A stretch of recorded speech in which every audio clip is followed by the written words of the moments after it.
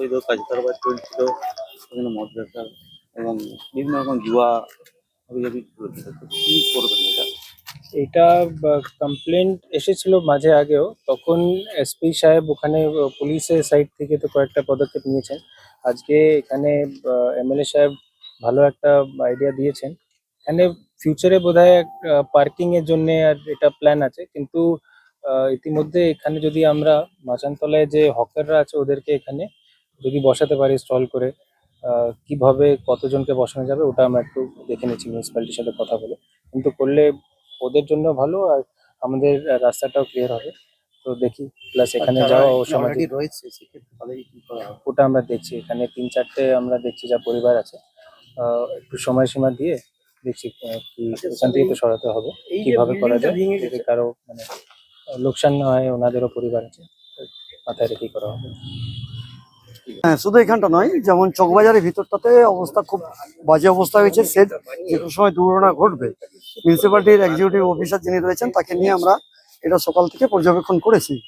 এবং যেটা হচ্ছে মিউনিসিপ্যালিটি এরিয়ার মধ্যে যে কিছু বিষয় রয়েছে সেটা হচ্ছে অনারেবল বাই ডিএম, অর্থাৎ ডিএম সাহেবকেও ডাকা হলো কিছু পজিশনটা দেখানোর জন্য।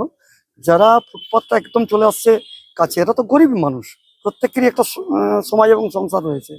তাদের কথাটা পুনর্বহাল করার জন্য, অর্থাৎ পুনর্সংস্থান, তাদের ব্যবসা করার জায়গাটাকে আমরা আগে ঠিক করে নিচ্ছি, করে ওখান থেকে ওদেরকে তুলে নিয়ে এসে এখানে বস করে দিয়ে আমরা রাজপথটাকে ক্লিয়ার করব।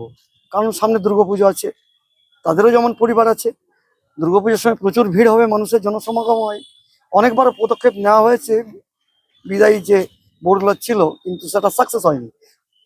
আমরা চেষ্টা করছি সঠিকভাবে এগিয়ে সম্মানীয় জেলা শাসক মহাশয় এবং আমার মিউনিসিপ্যালিটি যারা রয়েছেন, বোর্ড অফ অ্যাডমিনিস্ট্রেটিভ, তাদেরকে সাথে নিয়ে আমি সাথে থেকে নাগরিক যারা আছে আমাদের বিশিষ্ট সমাজসেবী, তাদেরকেও আমরা সাথে নিয়ে সার্বিকভাবে যাতে এটাকে ডেভেলপমেন্ট করা যায় এবং তাদেরকে এখানে সংস্থান দিয়ে রাজপথটাকে ক্লিয়ার কমপ্লেন এসছে।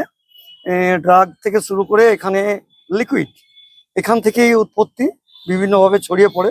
আর শহরের কেন্দ্রস্থল এটা মাচানতলা, সেখান থেকে সমস্ত পরিবার মায়েরাও সন্ধেবেলায় রাত্রিবেলাতে পেরিয়ে যায় এদিক দিয়ে। কখন কি দুর্ঘটনা ঘটে যাবে, ইতিপূর্বে ঘটেওছে। তো যাই হোক, তখন আমরা ছিলাম না, এখন আমরা এসেছি।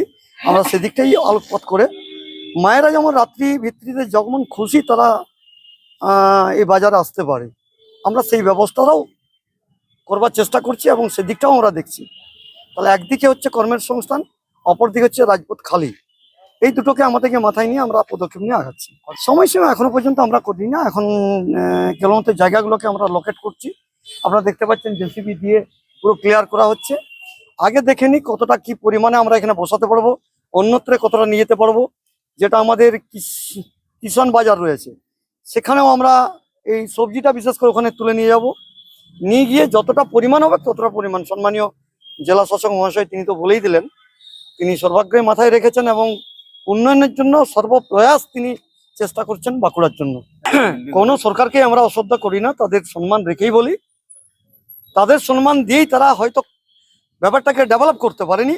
আমরা 100% সমস্ত শক্তি লাগিয়ে এটাকে ডেভেলপ করব, তাদেরকে সম্মান রেখেই। অতএব তাদের বাইরেও আমরা নই, তারাও একাধারে থাকবে, আমাদের সাথে হাত মিলাতে পারে, কোনো অসুবিধা নেই।